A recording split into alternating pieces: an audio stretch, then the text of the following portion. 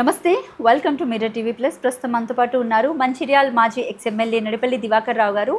Right, ఈయన అడిగి అసలు అంటే ఓడిపోయిన తర్వాత ఇప్పటి వరకు ప్రెస్ మీట్స్కే పరిమితమైన నడిపల్లి దివాకర్ రావు గారు ఇప్పుడు అంటే ఫస్ట్ టైం మన ఛానల్కి ఇంటర్వ్యూ ఇస్తున్నారు. రైట్, అసలు అంటే మంచిర్యాలలో ఉన్నటువంటి పరిస్థితులు లేకపోతే స్థితిగతులు ప్రేమ్ సాగర్ రావు మీద చేసే అటువంటి ఆరోపణల గురించి తెలుసుకునే ప్రయత్నం చేద్దాము.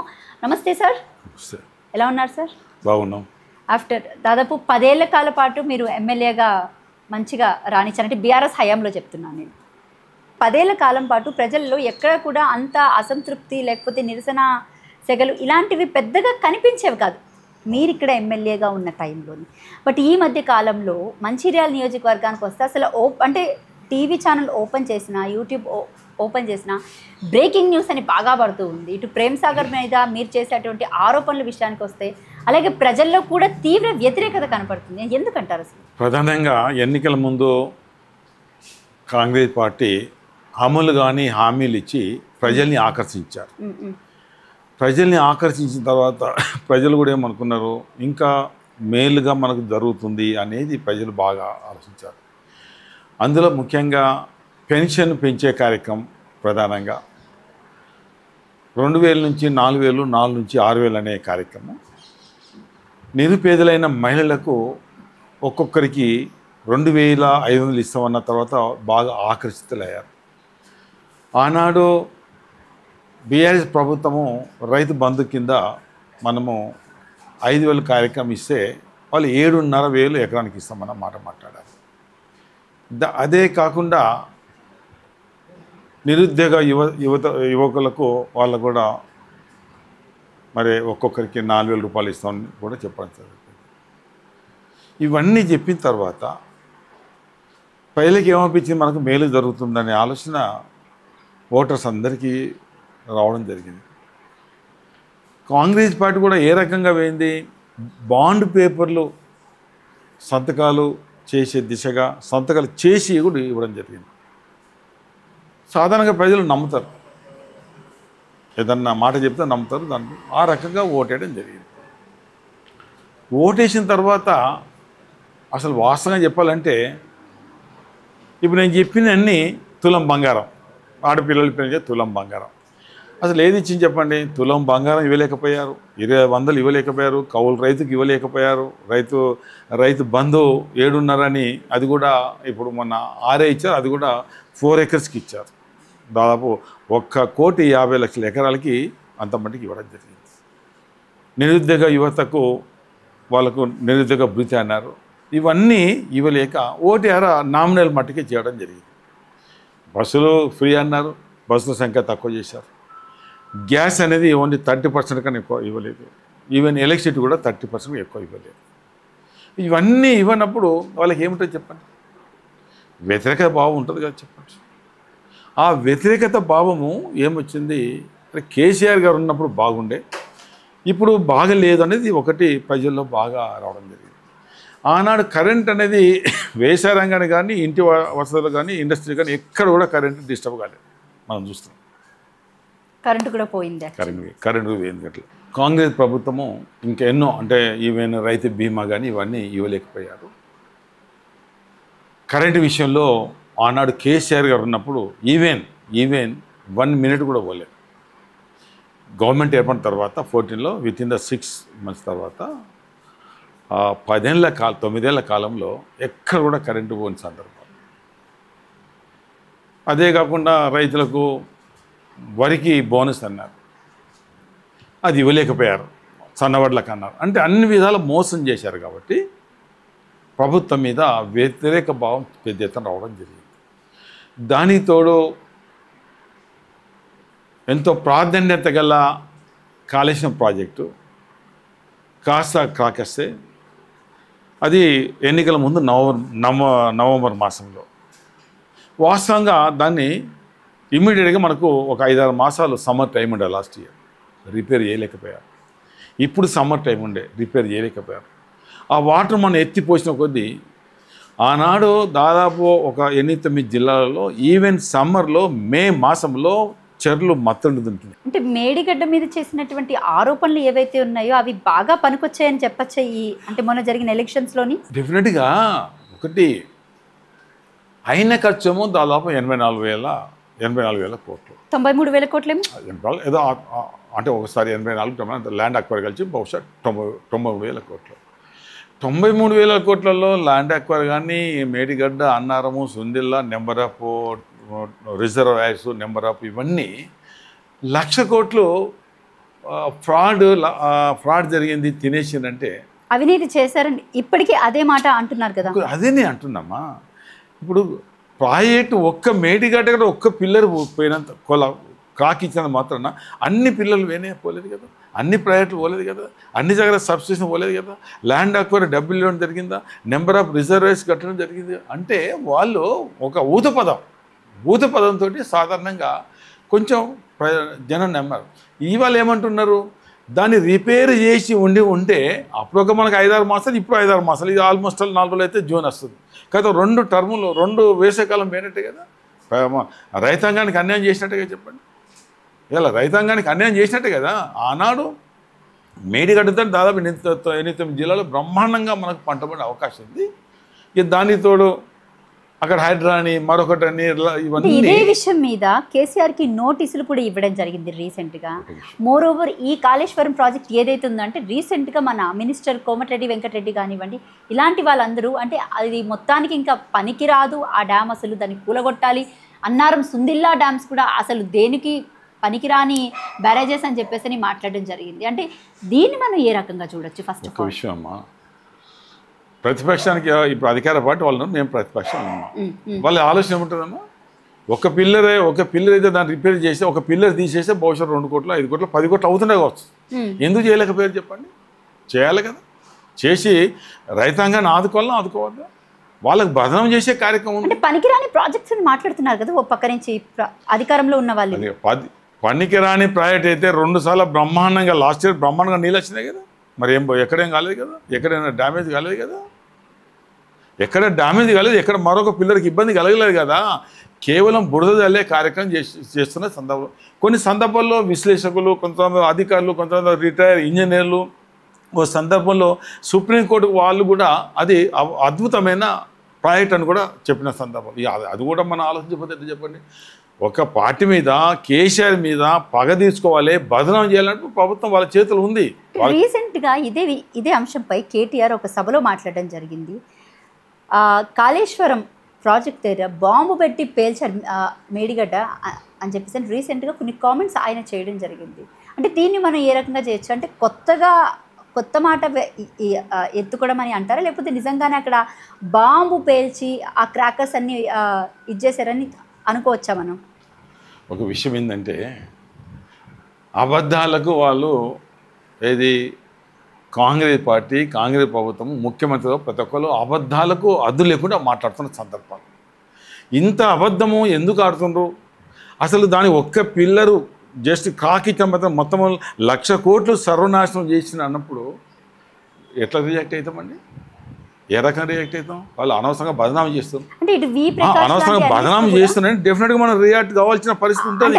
అక్కడికి వస్తున్న వి ప్రకాష్ లాంటి అనలిస్టులు కూడా బాంబు పెట్టి పేల్చారు కాబట్టి ఆ ఒక్క పిల్లర్ దగ్గర క్రాక్స్ వచ్చాయి, ఒకవేళ నిజంగానే డ్యామ్ అంటే కాళేశ్వరం ప్రాజెక్ట్ పనికి రాకపోతే మిగతావన్నీ కూడా పాడవ్వాలి కదా, క్రాక్స్ రావాలి కదా అన్న ఒక లాజిక్ పాయింట్ కూడా తీసుకొచ్చారు వాళ్ళు. ఇప్పుడు సపోజ్ బాంబే అనుకున్నప్పుడు ఎక్కడ పెడితే ఆ ప్రాంతం పనిచేద్దాం, మొత్తం అంతటా పనిచేయదు, ఎటో కిలోమీటర్ పనిచేయదు కదా. సపోజ్ అదే జరిగి ఉంటే అక్కడ పెడితే అక్కడికే పరిమితం అవుతుంది అంతే తప్ప ఇటు 20 పిల్లలు అటు 20 పిల్లలకి ఎఫెక్ట్ కాదు కదా. ఇప్పుడు ఇలా కాంగ్రెస్ ప్రభుత్వము, ఇలా ముఖ్యమంత్రి గారు అనుకోండి, ఉప ముఖ్యమంత్రి గారు అనుకోండి, సంబంధించిన మంత్రులు అనుకోండి, అసలు అర్థం లేని ఆరోపణలు చేసినప్పుడు డెఫినెట్గా ఏం రియాక్ట్ అవుతాము? అనవసరం అనేది బురద తలుతుండ్రు. వాళ్ళే ఏదన్నా చిన్నది పెద్ద చేసే కార్యక్రమం వాళ్ళే చేస్తుంటారని డెఫినెట్గా రియాక్ట్ అవుతారు. కొంతమంది రియాక్ట్ అవుట్లో తప్పేం లేదు కాబట్టి. అది ఈ సందర్భంలో అంటే కాంగ్రెస్ పార్టీ రేషన్ కార్డులు అన్నది ఇవ్వలేకపోయారు కదా. ఉద్యోగాల విషయాల్లో మాటికి వాళ్ళు చెప్తున్నారు, ఆనాడు ఇచ్చిన ఉద్యోగాలే, ఆనాడు ఇచ్చిన పోస్టింగ్లే, ఆనాడు ఇచ్చిన అవే ఉద్యోగాలు ఇస్తే తప్ప కొత్తగా ఇచ్చే సందర్భం లేదు. బీఆర్ఎస్ పార్టీ హయాంలో ఉన్నప్పుడు అంతే అవే నోటిఫికేషన్స్ ని భర్తీ చేశారు తప్ప డెఫినెట్గా టైం తీసుకుంటుంది. లేదు. టైం తీసుకుంటే అప్పటికప్పుడు ఇవ్వలేదు కదా, నోటిఫికేషన్ అంటే టైం తీసుకుంటుంది. అప్పుడు దాదాపు ఏం లేకున్నా రాష్ట్రంలో కేటీఆర్ గారు ఐటీగా మంత్రిగా ఉన్నప్పుడు నెంబర్ ఆఫ్ ఇండస్ట్రీస్ దాదాపు నాకు తెలిసిన కాడికి చిన్న పెద్ద కలిసి ఒక 23 వేల ఫ్యాక్టరీ తెచ్చిన సందర్భంలో దాదాపు ఒక 25 లక్షల మంది ఉద్యోగాలు చేసిన సందర్భం ఇది జగమంతా తెలిసేది, ఒక మనమనడం కాదు. ఆనాడు తెలంగాణ రాష్ట్రము ఒకటి దేశానికి దిక్సూచిగా అయింది కదా. ప్రధానమంత్రి ప్రశంసించారు అన్నాడు ఒక సందర్భంలో, కేంద్ర మంత్రులు ప్రశంసించారు, ఆయా రాష్ట్ర మంత్రులు ప్రశంసించారు. అంటే అన్ని సందర్భాల్లో మనం ఇలా వరి ధాన్యంలో హయ్యెస్ట్ మనమే తీసుకున్నాం కదా. ఇలా పంజాబ్ హర్యానా కూడా తలదాన్ని తెలంగాణ రాష్ట్రం నెంబర్ 1 రాష్ట్రంగా చెప్పి అన్ని సందర్భాలలో అంటే డెవలప్మెంట్ విషయాలు కావచ్చు, గ్రామాల అభివృద్ధి విషయాలు కావచ్చు, అన్నిట్లో కూడా తెలంగాణ రాష్ట్రము ఎన్నో దానిలో నెంబర్ 1 రావడము. తర్వాత మన పథకాల్ని ఇతర రాష్ట్రాలు అమలు చేసిన సందర్భాలు ఎన్నో ఉన్నాయి. మోడీ గారు కూడా ప్రశంసించారు, మన డ్రింకింగ్ వాటర్ విషయంలో వారు ప్రశంసించారు. అంటే ఆనాటి కేసీఆర్ పాలన, ఈనాటి రేవంత్ రెడ్డి గారి పాలన ఇలా మంది ఏది మనం ఓపెన్ చేసినా, టీవీ ఓపెన్ చేసినా, యూట్యూబ్ ఓపెన్ చేసినా ఎన్ని విమర్శలు అండి చెప్పండి. పేపర్ పుంకాలుగా రాస్తున్నాయి. హైడ్రా విషయంలో ఎంతమంది నష్టపోయారు చెప్పండి, ఎంతమంది ఇది చేశారు. మిగతా అన్ని ప్రాంతాల్లో ట్రైబల్ భూములు గుంజుకుంటూ కోర్టు పోతే కోర్టుల బీఆర్ఎస్ సక్సెస్ కావడము, అనవసరంగా కేసులు పెట్టి లోపడేయడం, ఇవన్నీ ఏ పాలన జరుగుతుంది చెప్పండి. కాంగ్రెస్ ప్రభుత్వం ఏ పాలన జరుగుతుంది? అన్యాయంగా అక్రమంగా కేసులు పెట్టి లోపల పెట్టి కార్యక్రమం చేస్తున్నారు. ఆనాడు కేసీఆర్ పాలనలో ఇలా కాంగ్రెస్ ఆరకుంటే కేసీఆర్ పాలన ఎక్కడన్నా ఇవి జరిగినాయి చెప్పండి. ఎవరన్నా అసలు ప్రశాంతత ఎక్కడ అల్లరి లేవు, ఎక్కడ ఏం లేవు, ఇబ్బంది లేదు. ఇప్పుడు అడుగడుగున కాస్త మాట్లాడితే తీసుకొని లోపడేసే కార్యక్రమం చేస్తున్నారు. ప్రజలు బాగా గమనిస్తున్నారు ఆనాటి పరిపాలనకు ఈనాటి చాలా లాట్ ఆఫ్ డిఫరెన్స్. ప్రతి ఒక్కరు ఏమంటున్నారు, కేసీఆర్ పాలన బాగుండే అనే మాట దాదాపు 60-70 ఏళ్ళ ఆడవాళ్ళు కానీ మగవాళ్ళు కానీ వయసున్న పాపం ఏ పేదతో ఉండి భూమి జాలేక పెళ్ళి అయిన తర్వాత భర్తకు పెన్షన్ దాకా ఆ మిడిల్ వయసు 21 నుంచి 56 లోపల వాళ్ళందరూ మాకు అన్యాయం జరిగిందన్నమాట మాట్లాడుతున్నారు.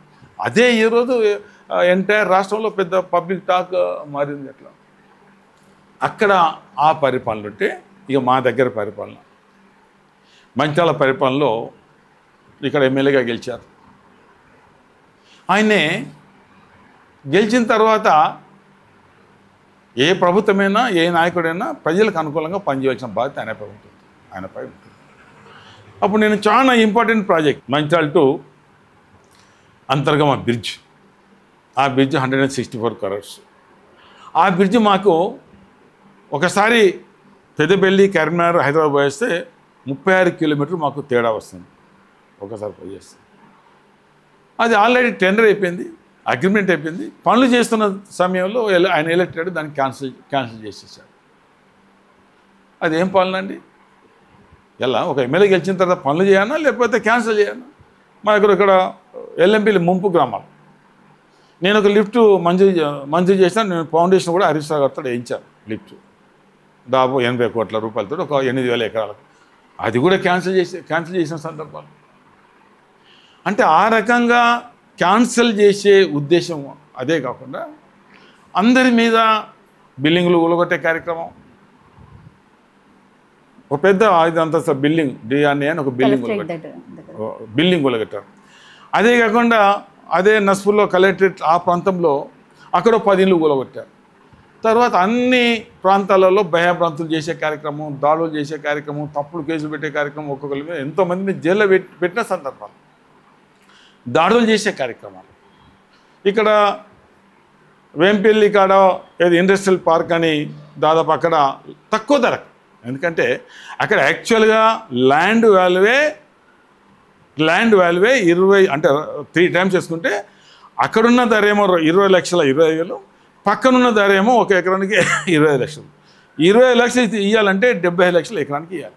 కేవలం 13.5 లక్షలకి అక్కడ ఏది ఇండస్ట్రియల్ పార్క్ అని దాదాపు 276 ఎకరాలు తీసుకున్న సందర్భం. అక్కడ ఎంత వాల్యూ పెరుగుతుందంటే ఆఫ్టర్ ఇండస్ట్రియల్ పార్కింగ్ తర్వాత ఒక ఎకరానికి 2.5 కోట్ల వాల్యూ అవుతుంది అక్కడ. కానీ హరిజనులకు ఇచ్చిన ధర ఎంతమ్మా? ఓన్లీ 13.5 లక్షలు ఎకరానికి ఇచ్చిన సందర్భం. దానిలో పెద్ద ఎత్తున అవినీతి జరుగుతుంది.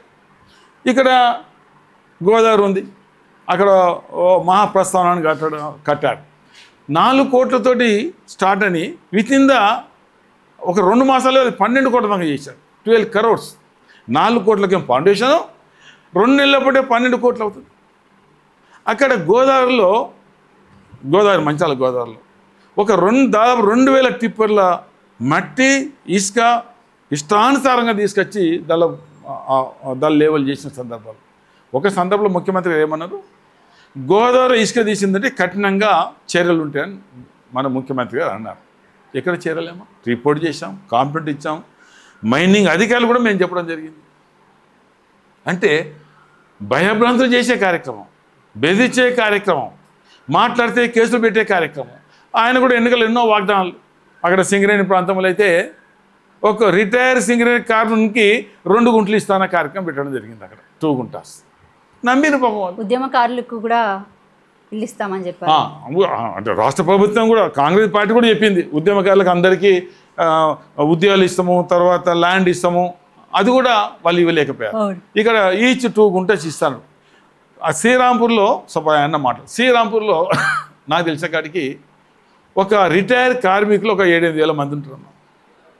ఇంకా పేదవాళ్ళు ఒక 2-3 వేల మంది ఉంటారు. అంటే 10,000 మందికి మాట ఇస్తే నేను ఇస్తా అంటే ఆయన వాళ్ళు ఏమనుకున్నారు, నమ్మి ఓట్లు ఇచ్చిన సందర్భాలు. ఇంకా కూడా ఇక్కడ మేము మంచి మెడికల్ కాలేజ్ కట్టాం.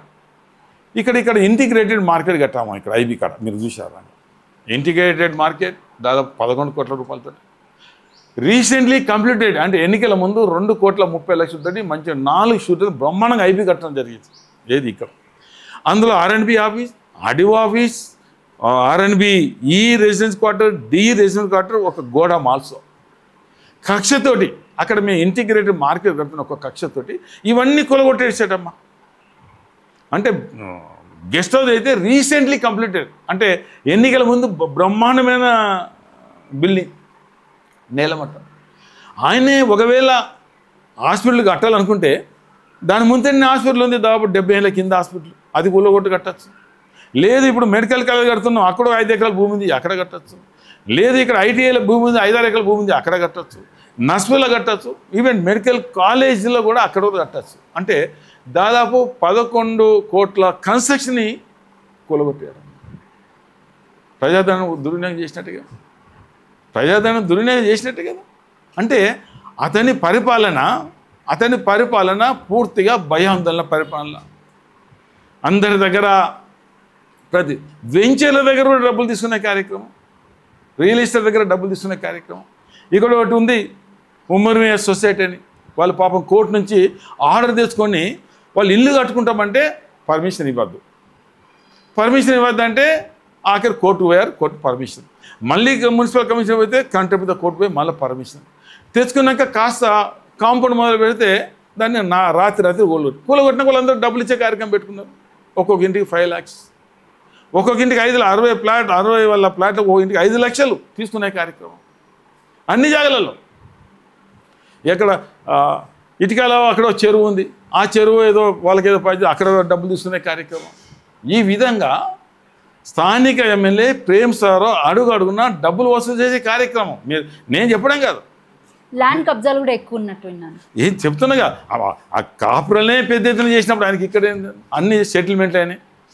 ఎక్కడైనా డిస్ప్యూట్ ఉంటే వీళ్ళ మనసును పంపించడం, గడబడి చేయడం, వాళ్ళు భయప్రాంతులే వాళ్ళతోటి కాంప్రమైజ్ కావడం జరుగుతున్నాయి. ఇప్పుడు నేను చెప్పడం కదా, ఒకసారి ఎంటైర్ మంచిర్యాల మొత్తం తిరిగి చూడండి ఎన్ని ప్రాంతాలు. ఇప్పుడు బెల్లంపల్లి చౌరస్తా ల్యాండ్స్ ఉన్నాయి వేరే వాళ్ళే, అక్కడ తెలుసుకొని అక్కడ పోయి అక్కడ అనుకోండి వేరే కాడ మంచిర్యాల ఆయా ప్రాంతాలలో అక్కడ కలెక్టరేట్ కాడ అక్కడ భూమి కాడ ఈ విధంగా ఏది డిస్మెల్ చేయడము, కూలగొట్టడము ఇవన్నీ చేస్తుంటే భయప్రాంతులు అవుతారు. ఒకటేమో పోలీసు పూర్తిగా ఆనాడు పూర్తిగా సహకరించడం వల్ల డెఫినెట్గా భయపడతారమ్మా. భయపడి ఏం చేస్తారు, కాంప్రమైజ్ చేస్తారు, సెటిల్మెంట్ చేసుకునే కార్యక్రమం. ఇది ఒక దిక్కేమో అక్కడ రాక్షస పరిపాలన, ఇక్కడ వచ్చారు కూడా ఏమాత్రం తీసిపోకుండా ప్రజా వ్యతిరేక పాలన చేస్తున్న సందర్భం. ఆ ప్రజా వ్యతిరేక పాలన తను చెప్పిందే వేదం లెక్క. మేము ఒక రోడ్డు ఇక్కడ ఐబీ నుంచి శ్రీనాథ్ గారి దాకా మేము రోడ్డు తీసుకుంటే దాన్ని మేము తీసుకున్నదేమో 12 మీటర్ల రోడ్డు, అదేమో 11 మీటర్లు చేశారు. ఒక లోపల ఇంటర్నల్ రోడ్ ఏమో 6 వరుసల రోడ్ చేస్తాడట. ఇదేమో హైవే NH. ఇంటర్నల్ రోడ్ ఏమో 6 వరుసలు చేస్తాడట, ఇదేమో రోడ్డు తగ్గిస్తాడట. ఆయన చెప్పింది వేదం. ఏ చెప్తే అక్కడ శాంక్షన్, క్యాన్సిల్ అంటే క్యాన్సిల్, అప్రూవల్ అంటే అప్రూవల్. ఈ విధంగా అంటే అన్ని విధాల ప్రజలు ఏదన్నా ఆయన దగ్గర మాట్లాడుతుంటే మాట్లాడే పరిస్థితి వాళ్ళకి లేదు. ఇక్కడ ఎల్లంపల్లి ఉంది. ఎల్లంపల్లి పేరు కాస్త కోసం కొన్ని మిగిలిపోయినాయి. ఏదైతే 1 టైం సెటిల్మెంట్ 3,75,000 ఇంటికి డబ్బులు ఇవ్వాలి భూమి లేని వాళ్ళకు. ఇంకొక 700 మందికి ఇల్లు కట్టుకోవడానికి ఒక 70,000 రూపాయలు ఇవ్వాలి. ఇంకొక కొంతమంది ఏదైతే ఎబో ఏజ్ 18 years మేజర్ సన్స్కు ఒక కనీసం 200-300 మందికి ఇవ్వాలి. అప్పటి నుంచి దాన్ని ఊసలేదు, దాన్ని మాట్లాడేదేం లేదు. అక్కడ మేము అప్పుడు కోల్పేటలో ఒక 3,000 మంది పట్టాలు ఇచ్చాం. మా ప్రాంతం కానీ బెల్లంపల్లి అక్కడ పట్టాలు ఇచ్చాం. పట్టాలు ఇయ్యాక ఒక 300-400 మిగిలిపోయినా ఇంకా మాకు 1000 మంది రిప్రజెంట్ చేశాం. ఏది జీవో నెంబరు 6676 ఉంది జీవో నెంబర్. అక్కడ మేము అప్పుడు ఇచ్చాం. మరి 15 ఏళ్ళ నుంచి అక్కడ ఏమి ఇచ్చే కార్యక్రమం లేదు. ఎక్కడైనా అక్కడ పెండింగ్ బిల్డింగ్స్. లక్ష్మీపేటలో బ్రహ్మాండంగా ఇంటిగ్రేటెడ్ మార్కెట్, అది స్టిల్ పెండింగ్. నస్పూర్లో ఇంటిగ్రేటెడ్ మార్కెట్, అది ఇప్పటి వరకు కూడా ఇంకా పెండింగ్. దాని మీద అతి లేదు. ఈ రకంగా ఇక చాలా మాట్లాడతారు. ఎందుకంటే ఇక్కడ సూపర్ స్పెషాలిటీ, అక్కడ ITIల ఒక సందర్భంలో వరంగల్ తరహా సూపర్ స్పెషాలిటీ హాస్పిటల్ అని అక్కడ పోయి మాటిచ్చారు. వరంగల్ తరహా అంటే మామూలు మాట కాదు. వరంగల్ తరహా అంటే నేరేపటి 3,000 పైన 3,000 కోట్లు పోవాలి అక్కడ. అక్కడ నస్పూర్ పోతాడు, అక్కడ సూపర్ స్పెషాలిటీ అంటాడు. అంటే ఇక ఏది మాట్లాడితే అది మాట్లాడే కార్యక్రమం. అంటే ఒకసారి మాట్లాడితే కమిట్మెంట్, ఒకసారి మాట్లాడితే మనం అబద్ధం ఆడకుండా, ఒకసారి మాట్లాడితే పనిచేసే దిశగా ఉండాలి తప్ప వేగంగా మాట్లాడే కార్యక్రమం, అమలు కానీ ఏదో మాట చెప్పే కార్యక్రమం. ఎవరు అడిగితే ఆయన మీద మంచాల షాపులను అందరికి భయ చెప్తా, నువ్వు తీస్తావా తీయవా, కూలగొట్టే కార్యక్రమం. ఎంతమంది నష్టపోయారు పాపం. అందల బామల పోటీల విషయాలకు వస్తే ఏం చెప్తారు సార్? అంటే బేసిక్గా తెలంగాణ రాష్ట్రంలోని చాలా పెద్ద ఎత్తున ఘనంగా రేవంత్ రెడ్డి ప్రభుత్వం, అంటే ఓ పక్క నుంచి సభలోని నా దగ్గర నిధులు లేవు, నన్ను చెప్పుల దొంగలా చూస్తున్నారు, నన్ను సన్నాసులు అన్న మాట కూడా వాడుతున్నారు, సో నిధులు లేవు అని చెప్పేసి అని బహిరంగంగా చెప్పారు రేవంత్ రెడ్డి గారు. మరి నిధులు లేవు అన్నప్పుడు అందాల పోటీలకి ఇంత పెద్ద ఎత్తున అంటే నిర్వహిస్తున్నారు అంటే డబ్బులు ఉన్నట్టా లేనట్టా? ఇప్పుడు వాళ్లకు ప్రజా పరిపాలన, పేద ప్రజల అభ్యున్నతికి వాళ్ళ ఆలోచన లేదు. మొదటిగా కేవలం అందాల పోటీ అనే కార్యక్రమం ఈరోజు రాష్ట్ర ప్రజలు ఎవరు కూడా స్వాగతించలేదు. బీఆర్ఎస్ పార్టీ పరంగా మొదటి నుంచి దాన్ని వ్యతిరేకించింది. ఈ సందర్భంలో రాష్ట్రం క్లిష్ట పరిస్థితి అని ఒక దిక్కు ముఖ్యమంత్రి అనుకుంటూ డబ్బులే లేవనుకుంటూ డబ్బులు వెచ్చించడం సరైన పద్ధతి కాదనే మాట ఈరోజు నాట్ ఓన్లీ బీఆర్ఎస్ పార్టీ, అన్ని పార్టీలు కూడా దాన్ని క్రిటిసైజ్ చేసిన సందర్భాలు. దానితో మన ఇమేజ్ పెరగలేదు. మన ఇమేజ్ అందులో కొంతమంది పాపం ఆ మహిళ ఏదైతే అందాల వచ్చిన భామలు కొంతమంది మిస్బిహేవియర్ చేసిన మాట కూడా చెప్పండి. అది కూడా ఒక రకం మన రాష్ట్రానికి వెరీ బ్యాడ్ నేమ్. ఒకవేళ అర్ధాంతంగా వెళ్ళిపోయిన సందర్భాలు.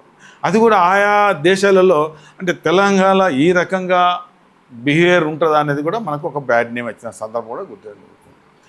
మనం కేటీఆర్ గారు ఏ కార్యక్రమం తీసుకున్నా దల్లా మన ఇమేజ్ పెరిగింది. తెలంగాణ ఇమేజ్ మనకు పెంచిన సందర్భాలు. దాంట్లో మనకేమి ఆయన మీద కేసు పెట్టాలా, దల్లా వృధా ఖర్చు చేసిందని కేటీఆర్ మీద కేసు పెట్టే కార్యక్రమం. మేడిగడ్డ విషయంలో కేసీఆర్ మీద నోటీసులు ఇవ్వడం, హరీష్ రావు మీద నోటీసులు ఇవ్వడం. ఈ ప్రభుత్వం వచ్చిన తర్వాత కేటీఆర్, హరీష్ రావు, కవిత వీళ్ళ మీద పగ తీర్చుకునే కార్యక్రమం పెట్టారు తప్ప ఏది కూడా గతంలో ఎన్నోసార్లు అటెండ్ అయినా ఏది కూడా ఎక్కడ ప్రూవ్ కాదు, ఏది కూడా అన్ని ఫెయిల్యూర్ అవుతుంది, దాంట్లో నో డౌట్. ఇలా రేపు కేటీఆర్ పైన కూడా, కేసీఆర్ హరీష్ రావు పైన కూడా అందులో ఏమాత్రం వాళ్ళకి ఎక్కడ క్లూ దొరకదు, ఎక్కడ తప్పు చేయలేదు. డెఫినెట్గా వాళ్ళు అన్ని విధాలా ప్రిపేర్ అయ్యారు. మేము తప్పు చేయలేదు, రాష్ట్ర అభ్యున్నతికి రాష్ట్ర అభివృద్ధికే మేము ఏది చేసిన మాట ఇలా రేపు కేసీఆర్ వారు చేసే సందర్భం ఉన్నది. గతంలో ఎలక్షన్లో తప్పులు జరిగినని పెడితే అది కూడా ఏమైంది సంగతి తెలుసు. అదేమైంది, దానిలో కూడా గవర్నమెంట్ ఎంత ప్రయత్నం చేసినా అక్కడ ఫెయిల్యూర్ అనే సందర్భం. వాళ్ళ చేతులు ఉంది, ఈడో మరొకటి వాళ్ళ చేతులు ఉంది. ఆ చేతులు ఉన్నదాన్ని వీళ్ళను బదనామా చేస్తే లాభం జరుగుతుందంటే వాళ్ళు ఏదైతే రేవంత్ రెడ్డి గారు ముఖ్యమంత్రిగా ఏ రకంగా బదనామా చేస్తే లాభం జరుగుతుందంటే లాభం లేదు. ఆ పార్టీకి, కాంగ్రెస్ పార్టీకి, ప్రభుత్వానికి వేరే వ్యతిరేక భావం వచ్చింది తప్ప మరొక లేదన్న సంగతి కూడా చెప్పాలి. ఇలా ఎన్ని కేసులు పెట్టినా వాళ్ళు బయటికి వచ్చేస్తారు. ఎలాంటి మచ్చలేని వ్యక్తులుగా ఈవెన్ కేసీఆర్ హరీష్ కేటీఆర్ వీళ్ళందరూ మచ్చ లేకుండా బయటకు వస్తారు. ఇది దానిలో ఏమాత్రం అనుమానం లేదు. దాని తర్వాత వాళ్ళ మీద ఏముంటుంది, కావాలని కేసీఆర్ని బదనాం చేయాలి, మేము లబ్ధి పోవాలనే కార్యక్రమం పెట్టుకున్నాం తప్ప ప్రభుత్వానికి ఏం మేలు జరగదు. ప్రభుత్వం వాళ్ళ మనుషులు చెప్తున్నారు. ఇలా కేటీఆర్ కూడా రేవంత్ రెడ్డి చెప్తున్నారు, మనం మీరు తీసుకున్న నిర్ణయం మనమే బొందలు పడుతున్న మాట చెప్తున్న సందర్భం. ఇక అంతకన్నా ఎక్కువ మనం చెప్పలేదు. ఆ రకంగా ఇక ఇక్కడ విషయం అయితే ఇందాక చెప్పినట్టుగా మీరు తెలుసుకోండి, మంచిర్యాల టోటల్లీ సెటిల్మెంట్ తెలుసుకోండి. మేము గతంలో ఎమ్మెల్యేగా ఉన్నాం, ఎక్కడ సెటిల్మెంట్ లేదు, ఎక్కడ సంబంధం లేదు, ఎవరి పని వాళ్ళు చేస్తున్న దిశగా ఆనాడు ఒక రామరాజ్యంగా నచ్చింది. వాస్తవంగా చెప్పాలంటే నాట్ ఓన్లీ నా పీరియడ్ కాదు, నాకన్నా 52 నుంచి ఇక్కడ ఎంతో మంది ఎమ్మెల్యేస్ వచ్చారు. 52 నుంచి అప్ టు 2023 నవంబర్ డిసెంబర్ దాకా వాస్తవంగా ఇక్కడ ఒక మంచి పరిపాలన జరిగింది. కొంతమంది అభివృద్ధి ఎక్కువ చేస్తూ తక్కువ చేస్తారు. అంటే మరి నిజంగానే మీరు అంత మంచి పరిపాలన అందిస్తే ప్రజలు ఎందుకు మిమ్మల్ని ఓడించడానికి? ఒక విషయం గెలుపు ఓటమిలు అనేది ఎవరి చేతిలో ఉండదు. నేను దాదాపు కంటిన్యూగా అంటే మధ్యాహ్నం గ్యాప్ ఇచ్చిన 99 నుంచి నేను ఎమ్మెల్యే గెలుచుకుంటా వచ్చాను. నేను ఫస్ట్ కాంటాక్ట్ చేసినప్పుడు ఆ అబ్బాయి పుట్టలేదు, అంటే ఓటర్స్ పుట్టలేదు. 23 ఎన్నికలు వచ్చేవారికి ఆయన పుట్టాడు, పెరిగాడు, ఓటు వచ్చింది. ఎవరి ఎమ్మెల్యే? దివాకర్ రావు. ఇది కామన్గా తెలుస్తుంది కదా. అతను ఒక్కసారి అక్కడ కారణాలు ఓడిపోవడం, ఇక్కడ లాస్ట్ టైం ఓడిపోవడం, నేను ఓడిపోయాను, నేను ఈ రకంగా సేవ చేస్తున్నా, ఆ రకంగా సేవ చేస్తున్నా అని డెఫినెట్గా ఒకటేమో కాంగ్రెస్ పార్టీ అమలు కానీ హామీలు అది 2 సార్లు ఓడిపోయిన ఒకటి. తర్వాత ఆయనే మీకు తెలుసు గతంలో కూడా అంతకుముందు ఎన్నోసార్లు చెప్పినాం, బ్యాంకులలో 500 కోట్లు ఆయన అప్పు పడ్డాడు. 500 కోట్లు అప్పు పడ్డాడు. 500 కోట్లు అప్పు ఉన్నప్పుడు అక్కడికి ఆ డబ్బులు తెచ్చి కొంత ఏది ఫ్రీగా అది చేసిన సందర్భం, ఏది మహిళలకు చీరలు ఇచ్చే కాక ఏదో చేసిన సందర్భాలు. ఆ రకంగా అక్రమంగా సంపాదించిన డబ్బు వాళ్ళకి ఇచ్చినప్పుడు డెఫినెట్గా వాళ్ళకి ఏముంటుంది, కాస్త కోస్తో ఏది వాళ్ళకి ప్రేమ ఉంటుంది. ఏది మాకు ఇది చేసింది అది చేసిందని. 1-2 సార్లు ఓడిపోవడం, నేను కంటిన్యూగా 4 సార్లు అంటే నేను 4 సార్లు 20 ఏళ్ళు నేను ఎమ్మెల్యేగా ఉండడం డెఫినెట్గా ప్రజలకు కొంచెం ఉంటుంది. దానివల్ల గెలిచిపోయాను. మరి ఈరోజు ఏమనుకుంటున్నాను అంటే నాకు ఏదో చెప్పుకోవడం కాదు, దివాకర్ రావు ఉన్నప్పుడు మాకు ఎక్కడ ఇబ్బంది లేదు. ప్రతి ఒక్కరు ఈవెన్ కార్మికులు కావచ్చు, కర్షకులు కావచ్చు, ఈవెన్ వ్యాపారస్తులు కావచ్చు, సామాన్య కూలి మనుషులు కావచ్చు, ఆడ మగ అనే తేడా లేకుండా ప్రతి ఒక్కరు ఏంటంటే దివాకర్ రావు ఎమ్మెల్యే ఉన్నప్పుడు, అప్పుడు 10 ఏళ్ళు కాంగ్రెస్ పార్టీలో ఉన్నా, మొన్న 10 ఏళ్ళు బీఆర్ఎస్ పార్టీలో ఉన్నా, ఎక్కడ మాకు ఎలాంటి ఇబ్బంది కలగలేదు. ఆయన మ్యాక్సిమం పనులు చేయడం జరిగింది. ఆనాడు ఎన్నో పనులు చేసిన బ్రహ్మాండంగా ఎల్ఎంపల్లి ప్రాజెక్ట్ చేయడం జరిగింది, గోడెన్ లిఫ్ట్ చేయడం జరిగింది, మెడికల్ కాలేజ్ చేయడం జరిగింది, 2 అండర్ బ్రిడ్జ్లు ఇక్కడ కట్టడం జరిగింది. ఇవన్నీ నెంబర్ ఆఫ్ అభివృద్ధి కార్యక్రమాలు చేయడం జరిగింది. ప్రతి గ్రామానికి రోడ్లు చేయడం జరిగింది. ఇవన్నీ చేశాం. ఎన్ని చేసినా కూడా నేను ఇంకా చేస్తాను, కాంగ్రెస్ పార్టీ ఇంకా ఇన్ని హామీలు ఇచ్చారు, ఇవన్నీ మీకు వస్తాయి అన్న తర్వాత రైతు కూలీలు అంటే వాళ్ళు కూడా పెరిగింది. మాకు కూడా రైతుకు భూమి ఉన్నది, నేను కౌలు చేస్తే నాకు కూడా వస్తాయని ఆశపడ్డాడు. అంటే ఇన్ని గెలుపు ఓటమి అనేది నేను చెప్పే అవసరం లేదు. గెలుపు ఓటమిలో సందర్భంలో మంచి వ్యక్తులు ఓడిపోతారు, ప్రజలు తిరస్కరించే మనుషులు కూడా గెలిచే కార్యక్రమం ఉంటుంది. నేను ఇందులో ఒక మాట చెప్పడం జరుగుతుంది. వీళ్ళ చాలా విశ్లేషణ, ఇప్పటికిప్పుడు ఎన్నికలు పెడితే బీఆర్ఎస్ పార్టీ బ్రహ్మాండమైన మెజారిటీతోటి ఇలా ఈ రాష్ట్రంలో ప్రభుత్వం ఏర్పడుతుంది. ఇది జగమైన సత్యం, వాళ్ళకు కూడా తెలుసు. అందుకే ఇలా కాంగ్రెస్ పార్టీ ఏం చేసింది, రేపు వచ్చేది మాకు అవకాశం లేదని మొత్తం మీద నుంచి కింద దాకా దోసుకునే కార్యక్రమం మొదలుపెట్టారు. ఇలా పనిచేసి కాంట్రాక్టర్కు డైరెక్ట్గా 10% తీసుకుంటారంటే ఏంటిదమ్మా చెప్పండి.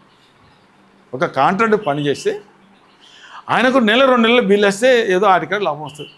సంవత్సరం వెయిట్ చేసి ఇవాళ పైసలు కావాలంటే 10% అని చెప్పండి. ఇలా సర్పంచులు వాళ్ళ పెట్టుకొని పైసలు పెట్టుకొని 2 ఏళ్ళ నుంచి వాళ్ళకి డబ్బులు రావడం లేదు. ఒక్కో కాంట్రాక్టర్ ఈ గవర్నమెంట్ వచ్చి దాదాపు 18 months అవుతుంది. అంతకుముందు ఆ ఎన్నికల కూడా అదొక 5-6 మాసాలు. దాదాపు నియర్ 2 సంవత్సరాల నుంచి కాంట్రాక్ట్ బిల్లు రాకపోతే వాళ్ళు ఏ రకంగా బతుకుతారు చెప్పండి. వాళ్ళు 10% ఇవ్వడానికి ఇంకా ఎక్కువ ఇవ్వడానికి కూడా సిద్ధంగా అయితే. ఎందుకంటే కనీసం ఏదో వస్తే మేము ఏదో గెటాలవుతాం అనేది. ఇది ఎలాంటి ప్రభుత్వం? ఎలా ఎంత దౌర్భాగ్యమైన ప్రభుత్వం చెప్పండి. ఒక కాంట్రాక్ట్ పనిచేసిన తర్వాత ఆయన బిల్లు నేరుగా చెల్లించే కార్యక్రమంలో సర్పంచులు పైసలు పెట్టి పనిచేసే వాళ్ళకు బిల్లు కావాలంటే 10% తీసుకుంటారంటే ఇది ప్రజలు గమనిస్తున్నారు. ప్రజలు డెఫినెట్గా రివెంజ్ ఉంటారు. కమిషన్స్ బాగానే జరుగుతున్నట్టు చెప్తున్నాం కదా, అది లేదు రావడం లేదు. 10% ఇస్తే వచ్చే కార్యక్రమం, దాని అందరు ఇన్వాల్వ్మెంట్. డైరెక్ట్ అంటారు 10% ఇస్తే మీకు డబ్బులు ఇస్తామంటారు. అప్పుడు బీఆర్ఎస్ పాలన లేదు కదా. ఏదైనా డబ్బు వచ్చినాక నెల రోజుల్లో డబ్బులు ఇచ్చే కార్యక్రమం. మేము కూడా అప్పుడు ఎమ్మెల్యేగా ఉన్నాం, మ్యాక్సిమంకి ఇప్పించాం. బేసిక్గా కాంగ్రెస్ పార్టీలో అంతర్గత కలహాలు బాగా ఎక్కువైపోయాయి. ప్రేమ్ సాగర్ రావుకేమో ఒక పక్క నుంచి మంత్రి పదవి కావాలని గట్టిగా ఉన్నట్టుంది. అంటే ఇక్కడ మంచిర్యాల నియోజకవర్గానికి వస్తే ఇక్కడ ప్రజలనే సరిగ్గా చూసుకోవట్లేదు. ఇప్పుడు మంత్రి పదవి కోసమే ఆలోచన ఉన్నట్టుంది తప్ప ప్రజలను ఎక్కడ అంటే పాలన మొత్తం గాలికి వదిలేసినట్టే కనపడుతుంది. ఇక్కడ ఉన్నటువంటి ప్రజలు అంటున్నమాట, మీరేమంటారు ఈ మాట? ఒక విషయం, మంత్రి పదవి అనేది కాంగ్రెస్ పార్టీ, కాంగ్రెస్ ముఖ్యమంత్రి వాళ్ళు ఏఐసిసి అక్కడ వాళ్ళు ఇచ్చే కార్యక్రమం. సాధారణంగా ఒకసారి ఎమ్మెల్యే గెలిచిన తర్వాత మనం ఓట్లు అడిగింది ఎమ్మెల్యే కోసం, ప్రజలు ఓటు ఇచ్చింది ఎమ్మెల్యే సీటు కోసం, ఆ ఎమ్మెల్యే పదవి కోసం. ఎమ్మెల్యే అయిన తర్వాత అంటే నా ఉద్దేశం, ఎందుకంటే నేను 4 సార్లు ఎమ్మెల్యే గెలిచిన కాబట్టి నాకున్న అభిప్రాయం చెప్తున్నాను. కొంతమంది ఏకీభవించవచ్చు. దానికోసం పాకలావడం ఎందుకమ్మా? ఎమ్మెల్యేగా పనిచేయలేమా? ఎమ్మెల్యే అంటే ఆల్మోస్ట్ ఆల్ కాన్స్టిట్యూన్సీకి బాస్. ఆయన చెప్పిందే వేదం. ఆయన తప్పు చెప్పిన ఒప్పు చెప్పిన కొంతమంది అధికారులు చేస్తున్న సందర్భాలు. అంటే మంత్రి పదవి ఉంటేనే నేను చేయగలుగుతా, మంత్రి పదవిలో అయితే నేను చేయలేనే మాట నేను ఒప్పుకోను. మంత్రి అనేది అది అడిషనల్గా ఒక హోదా. దానికోసము అంటే నేను ఆయన విషయం ఇంకో విషయం చెప్పిన, దానికోసం పాకలాడడం, దానికోసం సమయం కేటడం, దానికోసం ఢిల్లీ పోవడం, దానికోసం ముఖ్యమంత్రి తిరగడం అనేది నా వ్యక్తిగత అభిప్రాయంలో ఎమ్మెల్యే గెలిచిన తర్వాత ఎమ్మెల్యే కాన్స్టిట్యున్సీకి ఆయన అభివృద్ధి చేయడానికి ఆయనే నెంబర్ 1, ఆయనే బాస్. ఆయన చెప్పిందే ముఖ్యమంత్రి చేయగలుగుతున్నాడు. అంతకే వాళ్ళు పరిమితం కావాలి తప్ప పదవి వస్తే తీసుకోవాలి, తప్పింది. ఎమ్మెల్యేకో ఎమ్మెల్సీకో లేకపోతే వాళ్ళకి ఇస్తారు, ఏ పదవి లేకున్నా మంత్రి ఇచ్చి మళ్ళీ ఎమ్మెల్సీ ఇస్తారు. అది ముఖ్యమంత్రి గారి ఇష్టం, అది ఇష్టం. దానికోసం పాకలాడడం, అదే కావాలి, అది లేకపోతే ఇక నాకు గత్యంతరం లేదు, అది లేకపోతే ఇక నాకు అసలు పేరే లేదు అన్నట్లో నేను అసంటి ఆలోచన వాళ్ళ అభిప్రాయానికి నేను వ్యతిరేకిన. రైట్. ఇంకా జిల్లా మంత్రి విషయానికి వస్తే ఏం చెప్తారు? జిల్లా మంత్రి అనేది ఇలా ఉమ్మడి జిల్లాకే సపోజ్ అది రేవంత్ రెడ్డి గారు అధిష్టానం ఎవరికి ఇవ్వాలి వాళ్ళ నిర్ణయం కాదు, వాళ్ళ నిర్ణయం. దానికి ఎవరికి ఇవ్వాలి, ఎవరు మంచి ఎవరు చెడ్డ, ఇస్తారా ఇయ్యరా. గతంలో కూడా కాంగ్రెస్ ప్రభుత్వంలో 2009-14 కూడా ఎవరికి ఇవ్వలేదు. 2009-14 కూడా ఈ జిల్లాకు ఉమ్మడి జిల్లాకు ఎవరికి మంత్రి ఇవ్వలేదు. ఇవ్వచ్చు. అక్కడ ఉండే వాళ్ళకుండే ఇబ్బందులు, వాళ్ళకుండే ఏదైతే కావాలన్న డిమాండ్ చేయడము, టార్గెట్ చేయడము, ఇబ్బంది పెట్టడం జరుగుతున్నాయి కదా. నాకు ఇవ్వకపోతే నాకు ఎట్లా నవ్వులు అంటారు, నాకు ఇవ్వాలి, నాకని నాన్న ఈ కులానికి ఇవ్వాలి, ఆ కులానికి ఇవ్వాలి, నాకే ఇవ్వాలి, ఇవ్వకపోతే అనేది అది కాంగ్రెస్ పార్టీ అంతర్గతం. ఇంకా మాకు సంబంధించిన విషయం. రేవంత్ రెడ్డి పాలనకి కేసీఆర్ పాలనకి తేడా ఏంటంటారు? కేసీఆర్ 10 ఏళ్ళు ముఖ్యమంత్రిగా చూసాము. అసలు కేసీఆర్ పట్టుదల లేకపోతే తెలంగాణ వచ్చేది కాదు. కేసీఆర్ ముఖ్యమంత్రి తర్వాత తన దృష్టి అంతా అభివృద్ధి మీద చేయడం వల్ల దేశానికే దిక్సూచి మనం చేసిన కార్యక్రమాలు, మనం తీసుకున్న నిర్ణయాలు కొన్ని రాష్ట్రాల ముఖ్యమంత్రులు ఓ సందర్భంలో ప్రధానమంత్రి గారు కూడా ఆలోచించే సందర్భం. ఆయన నిరంతరం అభివృద్ధి మీద ఆలోచించారు, పేదల విషయం ఆలోచించారు, దాని మీదనే కాన్సన్ట్రేషన్. ఇప్పుడు ఈ ముఖ్యమంత్రి గారు ఎక్కడ ఎవరిని ఇబ్బంది పెట్టాలి, ఎవరిని జైలు పెట్టాలి, ఏ ఇండ్లు కూలగొట్టాలి, ఎక్కడ ఏ రకంగా పెద్ద ఎత్తున మన డబ్బు దోసుకోవాలనే కార్యక్రమంలో ఇలా ప్రభుత్వము, ఇలా ముఖ్యమంత్రి గారు, ఇలా డిప్యూటీ సీఎం గారు కావచ్చు, ఇలా మంత్రులు కావచ్చు, ఆ పార్టీ ఎమ్మెల్యే కావచ్చు, దాని మీద కాన్సన్ట్రేషన్ చేస్తుంది తప్ప అభివృద్ధి మీద కాన్సన్ట్రేషన్ లేదు. ఇక ఏ ప్రాజెక్టు మీద కూడా కాన్సన్ట్రేషన్ లేదు వాళ్ళకి. ఆనాడు పాల్మూరు రంగారెడ్డి మీద కాన్సన్ట్రేట్ చేశారు, మేడిగడ్డ మీద కాన్సన్ట్రేట్ చేశారు, చెర్ల మీద కాంటాక్ట్ చేశారు, అన్ని చెర్లు మరమ్మతులు చేశారు, నెంబర్ ఆఫ్ ప్రాజెక్టులు పూర్తి చేశారు, అన్ని ప్రాజెక్టులు పూర్తి చేశారు. వాళ్ళు ఎంతో డబ్బు ఖర్చు పెట్టారు. ఆనాడు ఆయన ఎలక్షన్ మీద సర్ప్రైజ్ వితిన్ ద 6 months బ్రహ్మాండమైన సర్ప్రైజ్ వితిన్ ద 6 months. ఆనాడు ఏమన్నారు, కాంగ్రెస్ గవర్నమెంట్లో కిరణ్ కుమార్ రెడ్డి గారు తెలంగాణ వచ్చింటే కరెంట్ కటకట్లు అన్నారు. కానీ ప్రభుత్వం వచ్చిన within the 6 months surprise current అంటే మామూలు మాట చెప్పండి. Surprise current. అసలు ఈవెన్ అసలు ఎప్పుడైనా కరెంట్ పోయిన సందర్భం ఉందా? లేదు. ఇప్పుడే మన ఇంట్లోనే పోయింది కరెంట్. ఎందరో మంత్రుల మీటింగ్లో పోతుంది, వాళ్ళకి దాని మీద నిఘా, దాని పట్టుదల లేదు. ఆనాడు ఆల్మోస్ట్ ఆల్ విలేజ్లో డ్రింకింగ్ వాటర్ ఇచ్చిన సందర్భాలు అన్నీ ఈ మిషన్ భగీరథ కింద ఆల్మోస్ట్ జిల్లా టోటల్ తెలంగాణకు అన్ని ప్రాంతాల్లో ట్యాంకులు నింపారు, పైపులను వేశారు. ఎక్కడైనా కాస్త కోసం ఏదో ఒక ఊరికి 2 ఊరికి రాకపోవచ్చు, కానీ మొత్తం ట్యాంకులు ఆనాడు గతంలో ఉన్న ప్రభుత్వాలు కట్టిన ట్యాంకులు కానీ ఈ ప్రభుత్వం కట్టిన ట్యాంకులు కానీ అన్ని ఆవాసాలు గూడాలు గడుపుడు అయితే గుట్ట మీద ఉంటుంది మాకు, అక్కడ కూడా మన నీళ్ళు తీసుకునే సందర్భం. అంటే కేసీఆర్ పాలనకి కేసీఆర్ ఆలోచనకి రేవంత్ రెడ్డి గారికి లాట్ ఆఫ్ డిఫరెన్స్. ఆయన ఆలోచననే ఒక సందర్భంలో దేవాగౌడ్ గారు, మాజీ ప్రధానమంత్రి గారు, చరణ్ సింగ్ గారు, వాళ్ళిద్దరూ రైతు నాయకులు దేశంలో, ఇద్దరు పేర్లు వస్తుండే. అసుంటి దేవగౌడ్ గారు ఏమండి రావు గారు, మీరు రైతు బంధు అనే కార్యక్రమం మీకు వచ్చింది, మేము రైతు నాయకులు మాకే ఆలోచన మీకు వచ్చిందని దేవగౌడ్ గారు స్వతహాగా ఆయన కేసీఆర్ గారికి ఫోన్ చేసి ఒక అమ్మాయిన రైతుల్ని అన్ని విధాలు ఆదుకునే కార్యక్రమం రైతు బంధు పెట్టడం చాలా బెస్ట్ కార్యక్రమాన్ని దేవగౌడ్ గారు ప్రశంసించలేదు. ఇలా రేవంత్ రెడ్డి గారిని ఎవరు ప్రశంసిస్తారు చెప్పండి? సమయానికి డబ్బులు ఇస్తున్నారు. ఒక పెన్షన్ ఎగ్గొట్టారు, ఇప్పటికీ ఒక పెన్షన్ ఎగ్గొట్టారు. లంక బిందెలు ఉన్నాయని చూస్తే ఖాళీ కుండలు కనిపించాయి. ఆయన అనుకున్నాడు, లంక బిందెలు అనుకున్నాడు. అదేదో కేసీఆర్ నివాసం పెద్ద 100 రూములు ఉన్నాడు, అదే 100 రూములు ఇవాళ ఉన్నారు కదా. ఓ దిక్కం బట్టి గారిని, ఓ దిక్కం సీతక్క ఉన్నారు. ఇప్పుడు కేసీఆర్ ఉన్న భవనం 100 రూములు అన్నాడు, మరి 100 రూములలో మీరు ఎందుకుంటున్నారు? ఇవాళ తప్పే కదా. పెద్ద బాత్రూములు అన్నారు, ఇంకేదో అన్నారు, ఒక్కొక్క బాత్రూమ్ లక్షల రూపాయలు కోట్లు ఖర్చు పెట్టినారు. మీరు ఎందుకుంటున్నారు? ఎలా డిప్యూటీ సీఎం గారు సీతక్క గారు ఎందుకుంటున్నారు ఆ భవనంలో? మీరు కూడా చిన్న ఇంట్లో ఉండొచ్చు కదా. మరి ఆనాడు అన్నప్పుడు మీరు ఎట్లుంటారు చెప్పండి? లంక బిందెలు ఎక్కంటే, లంక బిందెలు పోతే ఉట్టి బిందెలు ఉంటాయి, మరి ఏమి లంక బిందెలు ఎక్కడ ఉంటాయి? అంటే ఆ రకంగా కేసీఆర్ గారికి రేవంత్ రెడ్డి గారికి లాట్ ఆఫ్ డిఫరెన్స్. ఇవాళ ప్రజలు మీరు ఏ ఊరు పోయినా కేసీఆర్ పాలన బాగున్నది, కేసీఆర్ పాలన బాగున్నది ఇవాళ ప్రతి ఒక్కరు అంటున్న సందర్భం. ఒక్కొక్క మహిళలు అయితే చాలా ఆక్వర్డ్గా లాంగ్వేజ్ యూజ్ చేస్తున్నారు ఇప్పుడున్న ప్రభుత్వం మీద, చాలా ఆక్వర్డ్ లాంగ్వేజ్. ఒకసారి నాకే చూడబుద్ది కాదు, నేను పెట్టేస్తున్నాను ఆక్వర్డ్ లాంగ్వేజ్. అంటే దారుణమైన మాట్లాడుతాను, ఆ లాంగ్వేజ్ మనకి వినబుద్ధి కాదు. అసలు లాంగ్వేజ్ కేసీఆర్ గారు ఉన్నప్పుడు 10 ఏళ్లలో నాకు తెలిసి ఎప్పుడు కూడా ఆక్వర్డ్ లాంగ్వేజ్ ఏ సిటిజన్, ఏ పౌరుడు అనలేదు. ఇవాళ వేల మంది పౌరులు, అంటే నాట్ ఓన్లీ ప్రభుత్వం మీద, ముఖ్యమంత్రి గారి మీద, మంత్రులు అందరి మీద చాలా అంటే ఆ మాటలు వింటుంటే మనకు బాధ కలుగుతుంది. సపోజ్ ఆ మాటలు ఎవరైనా కూడా మనం బాధపడదు, ఎందుకంటే ఎవరైనా అన్పార్లమెంట్ వర్డ్స్ యూజ్ చేయడం వీల్లేదు. ఇలా రేవంత్ రెడ్డి గారు ఏం మాట్లాడతారండి? తొండలు జరగొడతా, బట్టలు దుడిచి కొడతా, లాగుల్లో తొండలు, ఇది లాంగ్వేజ్, ఇది పేగులు తీసుకొని మేడకేసుకుంటా, ఈ లాంగ్వేజ్ అండి ఒక ముఖ్యమంత్రి గారు మాట్లాడుకుంటారండి. ఎంత స్వీట్ అండ్ సింపుల్ ఉండాలండి. ఇలా మనం ఇలా మానవులం, ఇలా మనం ఆదర్శవంతంగా ఉండాలి. మనం అభివృద్ధి మాట్లాడు, లేకపోతే తప్పు చేస్తే క్రిటిసైజ్ చేయి, కానీ భాష బాగుండకపోతే ప్రజలు మెచ్చరియాలి. భాష ఎప్పుడైతే బాగుండదో ఈ తెలంగాణ ప్రజలు మెచ్చరు రాసిపెట్టారు. త్వరలో మీరు రాజకీయాల నుంచి తప్పుకోబోతున్నారని వింటున్నాం, అలాగే మీరు రాజకీయ వారసుని ప్రకటిస్తున్నారు అన్న మాట కూడా గట్టిగా వినబడుతుంది.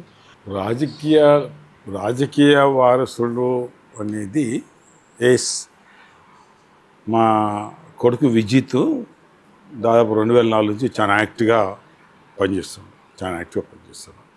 ప్రతి ఎన్నికలు నాట్ ఓన్లీ నా ఎలక్షన్, ఇది ఇక్కడ స్థానిక సంస్థల ఎన్నికలు కానీ రాష్ట్రంలో ఎక్కడ బై ఎలక్షన్ జరిగినా ఆ ఎలక్షన్లో బాగా యాక్టివ్గా పార్టిసిపేషన్, కార్యకర్తలతో అందరితో బాగా టచ్లు ఉంటుండు.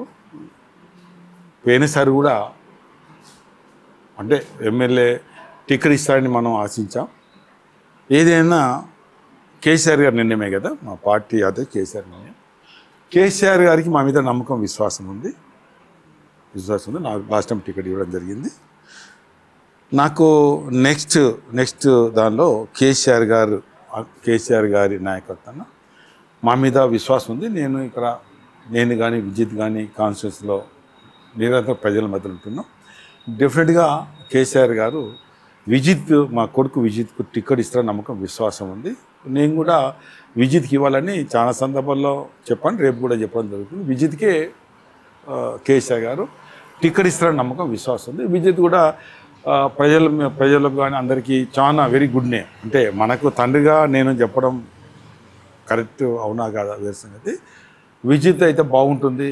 విజిత్ బాగా పనిచేస్తుండ్రు.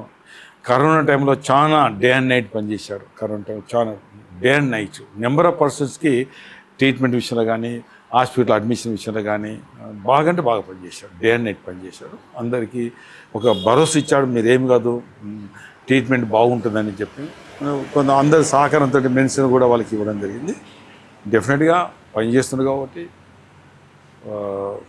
విజితే కేసీఆర్ నాయకుతో నెక్స్ట్ టైం అతనికే టికెట్ ఇస్తారు. నాకు టికెట్ ఇచ్చినా నేను కూడా యాక్టివ్గానే ఉంటాను నో డౌట్. ఎందుకంటే నేను ఏదో ఇంట్లో కూర్చునే ఉద్దేశం కాదు కదా. డెఫినెట్గా ప్రజలు కూడా కష్టపడతారు. ప్రజలు బీఆర్ఎస్కు కేసీఆర్ నాయకత్వం ఓటేయాలనుంది. విజిత్ కూడా గెలిపించాలని వాళ్ళకి ఉంది. విజిత్ మీద ఒక నమ్మకం ఇస్తుంది. నేను కూడా విజిత్ కోసం డే అండ్ నైట్ పనిచేయాల్సిన బాధ్యత నా పై ఉంటుంది. ఇన్ని ఎలక్షన్ నాకు అవుట్డేట్గా పనిచేసినప్పుడు తండ్రిగా నా బాధ్యత ఏముంటుంది. కొడుకు ఒక మంచి పొజిషన్ ఉండాలి నేను కోరుకుంటున్నాను. విజిత్ ఇలా మీరు ఎంక్వైరీ చేయండి. విజిత్ విషయంలో మీరు ఎంటైర్ మంచిర్యాల కాన్స్టిట్యూన్సీ ఎంక్వైరీ చేయండి. ఈవెన్ అంటే ఎంక్వైరీ చేయండి. ఇక నాకు నేను చెప్తే బాగుంటుంది. ఎలాంటి అంటే కావాలని ప్రతిపక్షం ఒకరిద్దరు కూడా వాస్తవంగా చెప్పలేరు. కానీ బురద జల్లే కార్యక్రమం చెప్పదు తప్ప ఏ ఒక్కరు నాట్ ఓన్లీ ఏ పార్టీ కూడా ఏ వ్యాపారస్తులు ఏ బిజినెస్ కానీ విజిత్ విషయంలో ఎవ్వరు కూడా వ్యతిరేక భావం చూపెట్టరు. ఎందుకంటే ఆ విధంగా ఎవరి పని చేసినా హానెస్ట్ అనేది మేము పెట్టుకున్నాం. అది చిన్న పన పెద్ద పన దాదాపు 100% హానెస్ట్ దానిలో విన్నాం. నా అడుగుదాడలే నడుస్తుందో ఎక్కడ ఎవరితోటి ఏ పని పడ్డా పనిచేసి వెళ్ళగొట్టే కార్యక్రమం తప్ప ప్రతిఫలం ఆశించకుండా మేము పనిచేస్తాం. అదే మాకు ప్లస్ పెట్టండి. Right. Thank you sir. Thank you so much sir. మీ విలువైన సమయాన్ని మాకు కేటాయించినందుకు. ఇది మంచిర్యాల మాజీ ఎమ్మెల్యే నడిపల్లి దివాకర్ రావు గారితో ప్రత్యేక ఇంటర్వ్యూ. మరొక ఇంటర్వ్యూతో మళ్ళీ కలుద్దాం. Thank you.